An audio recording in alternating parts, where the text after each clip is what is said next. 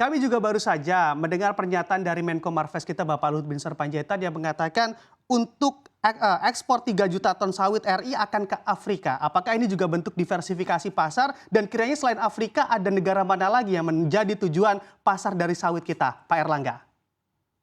Pasar besar kita salah satunya India. Karena India kan juga suka hal-hal yang sifatnya digoreng-goreng. Sehingga tentu kita harus menjaga hubungan baik juga dengan India, pasar yang besar. Dan yang kedua tentu dengan China. Dan kelapa sawit kita membentuk yang namanya produsen daripada CPO. Nah, sekarang anggotanya CPO PC, CPO Producing Countries, Indonesia, Malaysia, Ghana sudah masuk. Kemarin dalam pertemuan dengan Perdana Menteri Papua New Guinea, kami sudah sampaikan juga dan Bapak Presiden mengundang mereka untuk masuk dalam CPOPC sehingga negara-negara produsen ini mempunyai bargaining position lebih kuat kepada di berbagai negara. Jadi ini yang kita ingin bangun ke depannya.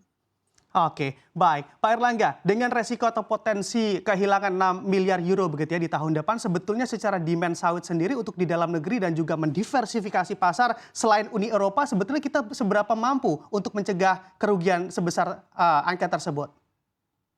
Ya tentu kita tidak berharap 6 miliar itu akan hilang, tetapi kita juga melakukan antara lain tahun ini memperluas penggunaan biodiesel. Indonesia adalah menggunakan 35% biodiesel dan ini negara yang tertinggi menggunakan campuran minyak dengan vegetable oil. Dan tentu ini menjadi contoh juga yang kami dorong agar Malaysia, China, dan negara lain bisa meningkatkan penggunaan biodiesel mereka. Yang paling dekat tentu Thailand. Oke. Kita harapkan juga berjalan dengan lancar begitu ya Pak Erlangga. Pak Erlangga, andai kita melihat secara general juga yang pada juga dengan adanya pelemahan Amerika Serikat, lalu juga ini Cina juga bisa saja untuk mengurangi impornya begitu ya ke sana karena memang sedang terkendala untuk Amerika Serikat dan juga justru malah impor ini yang dilakukan oleh Cina bisa beralih ke Indonesia, bisa saja. Sebetulnya dengan dampak tersebut, lalu bagaimana refleksinya terhadap industri kita? Apakah ini juga akan semakin kuat karena memang arah impor China jadi ke kita? Atau Anda melihatnya ada resikonya juga di sana? Ya, pertama banyak negara mengambil polisi China plus one. Jadi sudah dengan disrupsi supply chain, mereka mencari negara lain untuk memproduksi critical minerals ataupun critical parts untuk supply chain. Nah, salah satu tentu di Amerika ada namanya CHIPS Act untuk semiconductor.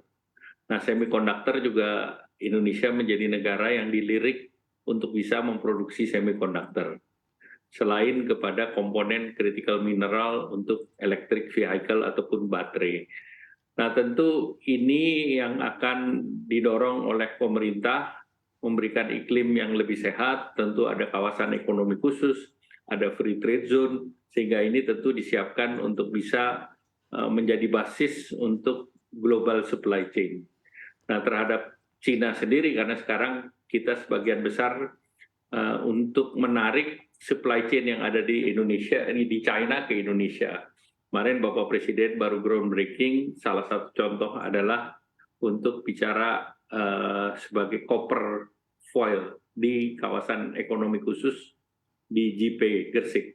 Nah, ini bisa terjadi karena di sana sudah dibangun freeport smelting yang akan menghasilkan copper cathode. Sehingga tentunya ini akan menjadi dan juga akan ada produksi copper dan juga emas sehingga ini menjadi bahan baku daripada industri hilirnya. Dengan demikian, dengan hilirisasi ini pemerintah mendorong akan industri ini akan semakin terbuka dan industri ini tentu outlook-nya panjang, lebih dari 10 tahun ke depan dan alhamdulillah mereka semua optimis terhadap iklim investasi yang dibangun di Indonesia.